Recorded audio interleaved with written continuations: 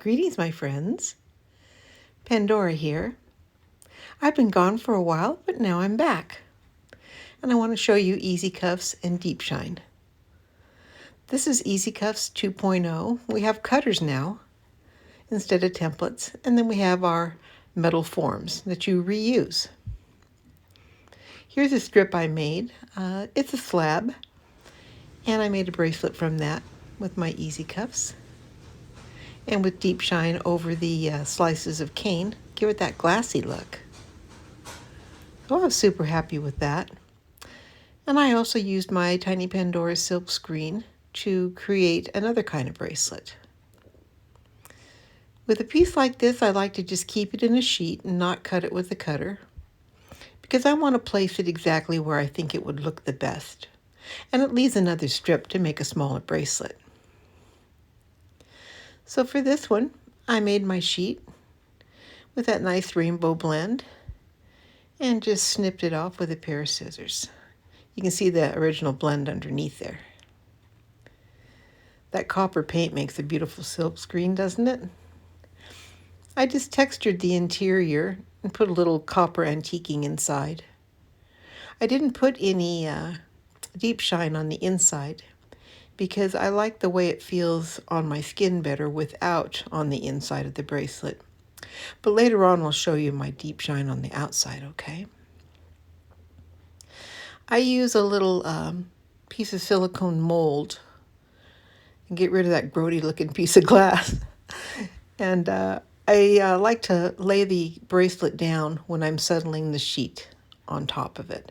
And that's a little tip you're going to like, because if you press too hard, you can indent the bottom side. But when you have it on a piece of silicone like this, it gives you a nice place to work. See that little crack? You just smooth it out. There's always a little bit of liquid clay on your fingers. It's handy for that. So you take your time settling it over the edge. You can do them with the edge showing too, and sometimes that's a cool effect. But with this one, I wrapped it over the edge and then just neatly trimmed it up to give it the look that I wanted. Those are disposable scalpels. I used to sell them in the store, but I hate to mark them up. You can get a whole box of them and it's a pretty good deal. So you'll see those online. They come in handy for small work like this. I use them quite a bit. So you trim it up and settle it down. Make sure it looks as good as it can. And be sure you check out the way it looks now, because when the DeepShine gets on it, it really makes the colors glow, and it makes that metallic silkscreen area really stand out.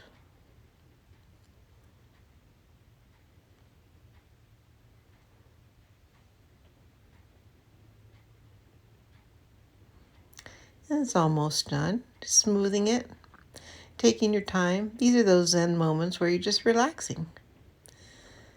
And here's my DeepShine. I start out with a nice thick glob. What I do is I stick the brush in the DeepShine and just let a little bit drip off. I don't even wipe it on the edge of the cup. You like those little cups? Those are new. They're a better size for us. I just have mine stuck in a little glob of clay to keep it from tipping over or wiggling around on the work surface. But you'll see that little bit, it doesn't even get close to being used. In fact, I had to find more projects to use that little bit, because DeepShine is made with something to make it very slick. Put it in the UV light. It was cured up in about 5 minutes. You see it's nice and glassy. And you can't do that with pour-on UV resins. You just can't pour them on there. Here's some earrings. Here's some beads.